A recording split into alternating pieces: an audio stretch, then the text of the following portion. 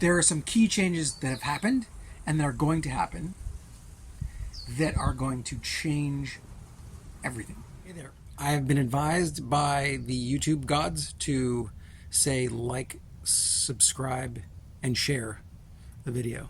So now back to the video. What I wanted to talk to you about today is the future of living. And the reason I want to talk to you about that is because I have discovered a bunch of interesting things while living here in Baja, and by coming to a piece of land that had nothing on it, and then building my habitat from that nothing into what it is now. And then, like, I've come to this is like a casita, it's a little, like a mini house now, because the heat is about to hit, and we're talking 100 plus degrees a day for the next 3 to 4 months. And so last year when I came here for the first year, I was in my camper. It's a big RV, like 30 something feet, with 2 slide outs. It's nice, very comfortable. It has air conditioning, but because there's no power on the property, I have to run the air conditioning from a power source. And so I got solar, but the solar was not enough. And when I looked at the cost of solar, it was somewhere around $15,000 just to have it maybe work. So last year I didn't take the risk, and I just rented an apartment in the local town that had air conditioning, and it was very, very cheap. Like, I think it worked out to be around $500 a month. So a lot cheaper than investing in the air conditioning, because I wasn't sure it would work. That was the key thing. And so this year I rented a place in Todos Santos, which is a different town over, and mainly because I do a lot of work here. I have friends and a little community here. But back to what I was talking about. So, and it also is going to give me options to look at it as to how I would build the most efficient, effective, also relatively sustainable air conditioning system for myself on my property. Because I did build the washrooms. I built them outdoors, which was actually brilliant. I don't use the toilets or the showers in my RV. They're small and they can be stinky because it holds in the storage tank. And I was like, it's beautiful out here. So, and it rarely rains. So I built an outdoor shower and toilet system with a septic tank, and learned about that as well. And so that's what this video is about, based on what I've done so far, what I see for the future of living, because there are a couple key things that have happened in the last year to 2 years that will change our society. And for those people who are a little bit adventurous, who want to have more freedom, who want to have more control of their lives, who want to be not stuck in a rat race where you're constantly being forced to make more money just to survive, there are some key changes that have happened and that are going to happen that are going to change everything for those people. So let me get right into it. The first one, and the most obvious one, and it might not be obvious to you, but it's very obvious to me and people like us who are out off-grid, and that is Starlink. For $80 a month, you can get internet anywhere on the planet with Starlink, and it's good internet. Like, we're talking Zoom calls, clear as day, and that is it. So, and that has just been 2-3 years in the making, and Starlink is getting more coverage everywhere.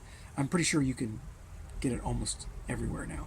What that does immediately is that it allows me to do this. It allows me to make videos. It allows me to be connected with the world in a way that I can get information. I can get access to people. And I can get entertainment and all that other stuff. I can get, great information from YouTube on how to pretty much build anything. This is what I love about YouTube.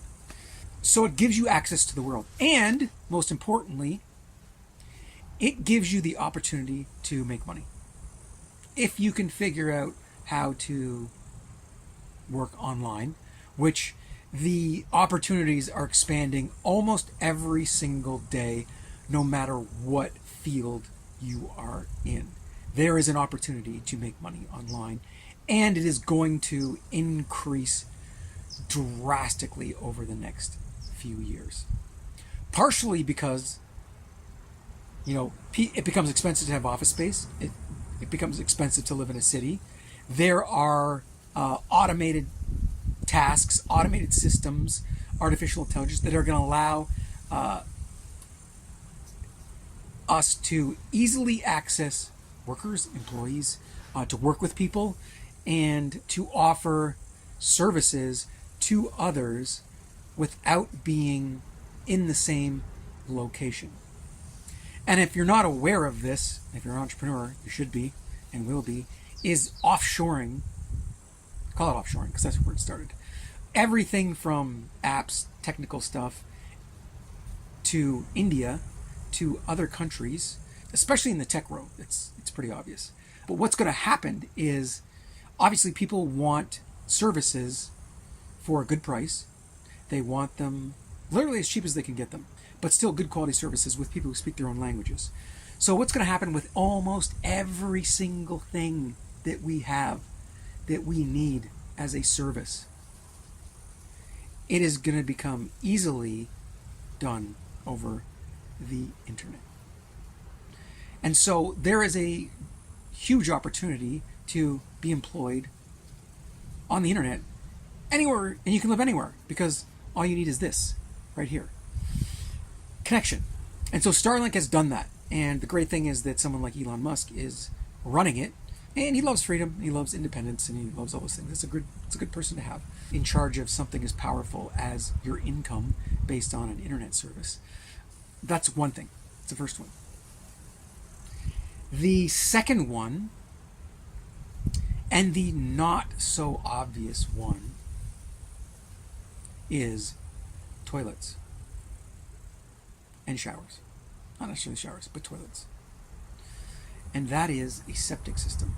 So I built a septic system on my property because shit stinks. And you have to get rid of it. And so it was an expensive process. It took a lot of time. It took a lot of energy. It takes, and still takes, maintenance. And it actually takes a lot of water. Too much water, in fact. And so this is where something called the incinerating toilet comes in. And this is a relatively recent invention. And maybe some people will say, oh, this was invented a long time ago. Whatever.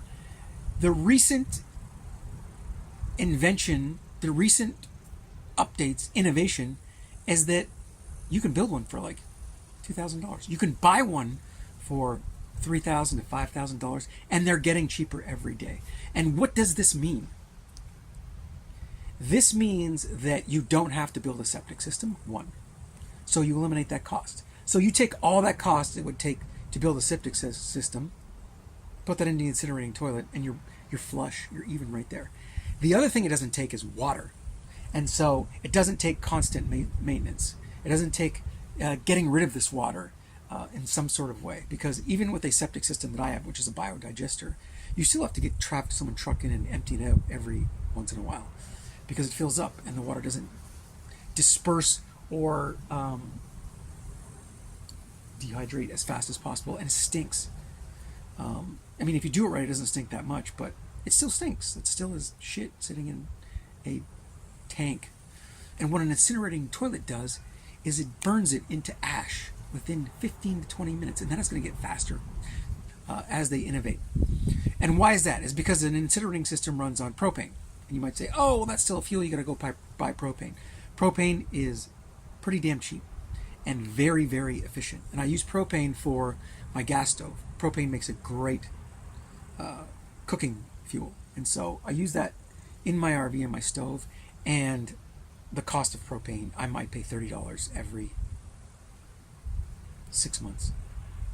And so propane for a washroom, maybe you pay $30 every 2 months, every 1 month, if you're like, you have an entire family.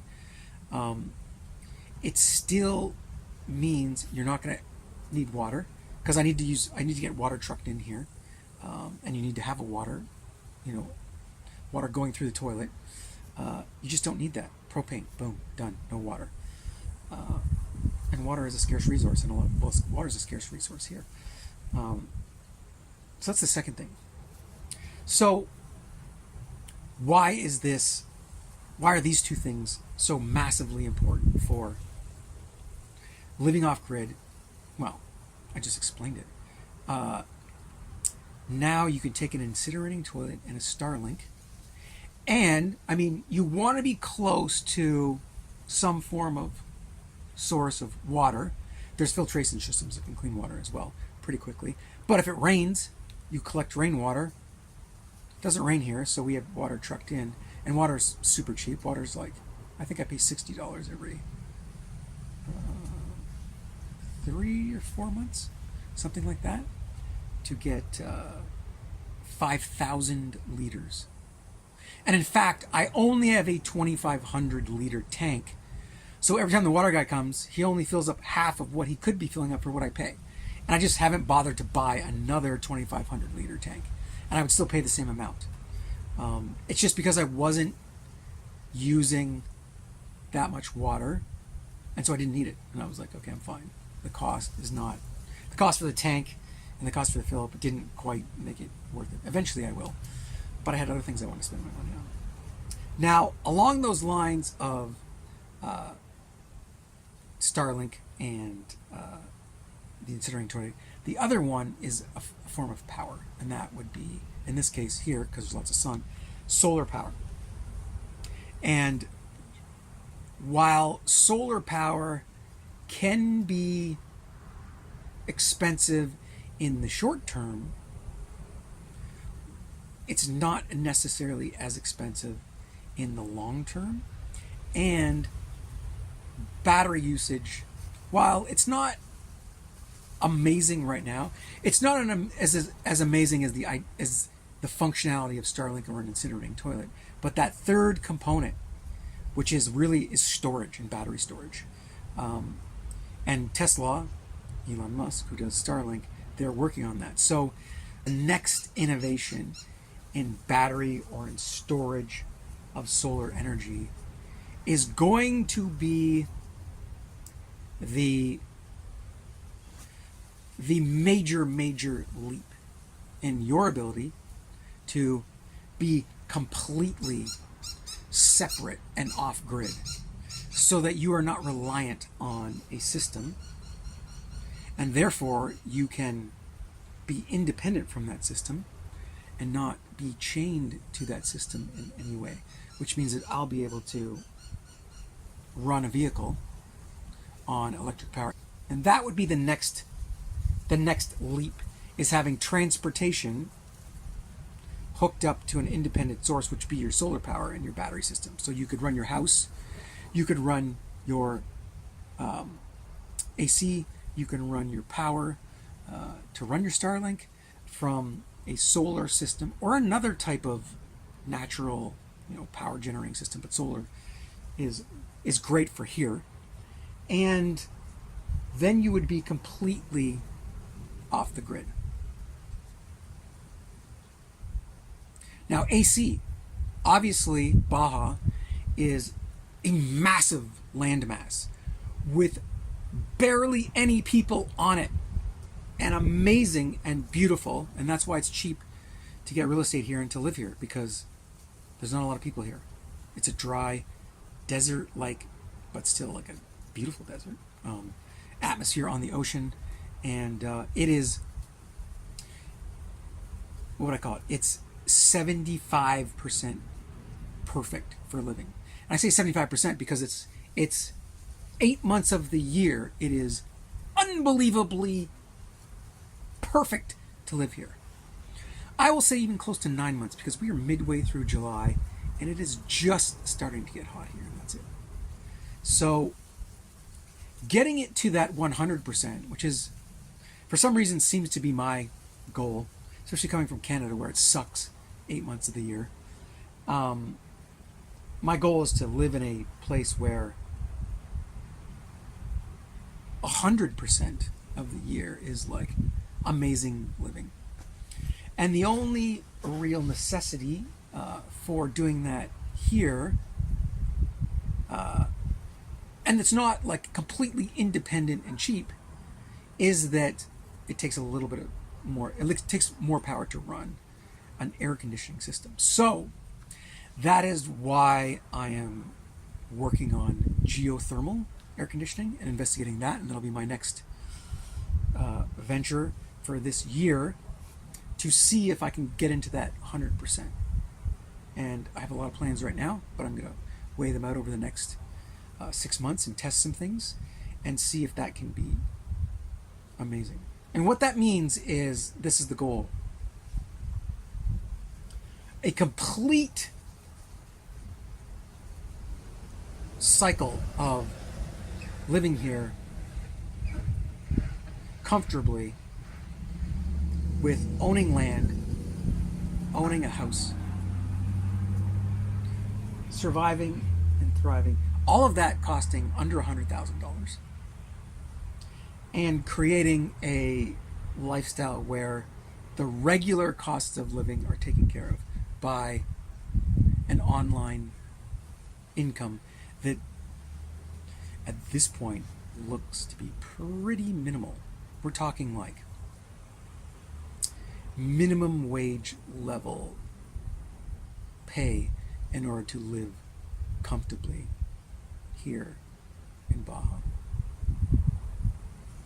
And not just in Baja, but let's say you don't want to live here. If you want to live anywhere in the US, Canada, or wherever you are, you will be able to find land and build a home for an inexpensive amount and live comfortably and independent. And what is going to happen as well is that there's going to be a phenomenon called micro communities that are going to grow in certain areas, and they're going to be little villages where people who choose to do this and still want community, because you don't want to live by yourself all the time. Like I live 10 minutes away from most people, most neighbors, but I'm into the local town and city, and I have my community, and I come in and out here, and then I go back to my property and live there and love it, because there's no dogs, there's no real neighbors bothering me, that sort of thing. I like it. But I am also getting a sense of community, which is what you want as well. So just living isolated on your own will make you go insane. You want to have some community. And so the phenomenon of micro communities is going to be something that's going to grow in the next, or I'm talking like next 10 to 20 years. This is the future of living that I'm talking about, where you can earn an income, you can be out in nature, which is way healthier for us than being anywhere. You might be close to a town, so you can get, various groceries and stuff like that. You'll grow your own stuff. You'll, have neighbors and friends. You can trade, swap, help each other. That is micro community living. That's an amazing way to live, and you become surrounded by people that have the similar interests as you. And the other component that I haven't talked about yet, it's not just a functionality thing of living. You have to have good community. You have to know, who you are, know what your values are, and know what the values are of the people that you want to be around. Otherwise, you'll never be happy. And this is the part, the social part, that we miss in Western civilization. Is if you look at Maslow's hierarchy of needs, you'd say the basics: food, home, shelter. It's like the American dream, the pursuit of happiness. Well, the pursuit of happiness, we seem to be limited to thinking the pursuit of happiness is food, housing, shelter, and then it goes, a nicer car, a nicer home, nicer clothing, more money, more trips, more vacations. But if you look at Maslow's hierarchy of needs, the full scape of it, that portion, this like money and stuff, is about 25% of what makes humans happy.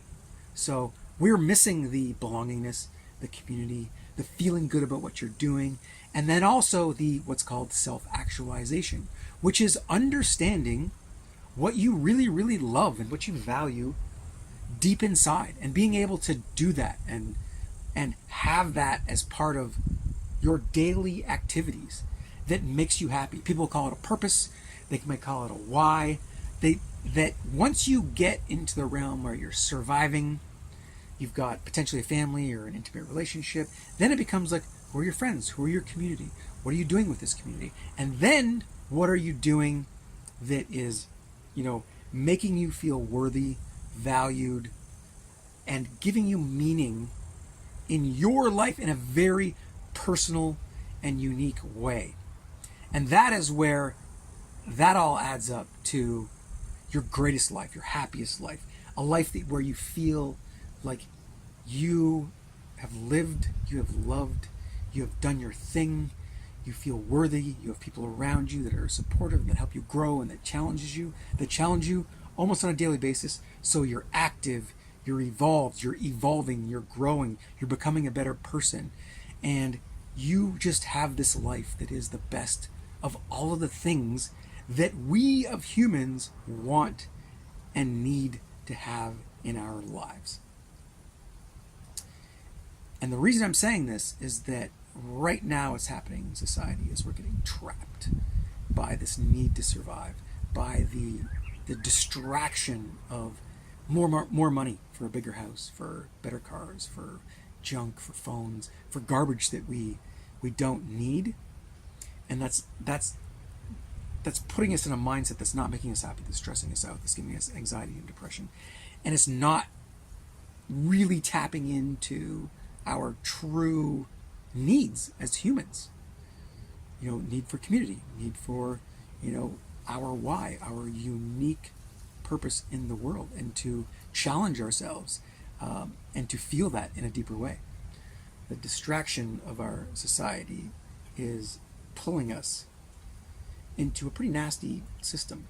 And so that is what I think the future opportunity of living is going to be, and I'm really, really super excited about it, and I'm going for it, and I'm going there, and I'm doing everything I can to fulfill that full pyramid. Look it up, Maslow's hierarchy of needs, that full pyramid of needs. That's the way to get the most out of life. Hope that helps. Chat soon.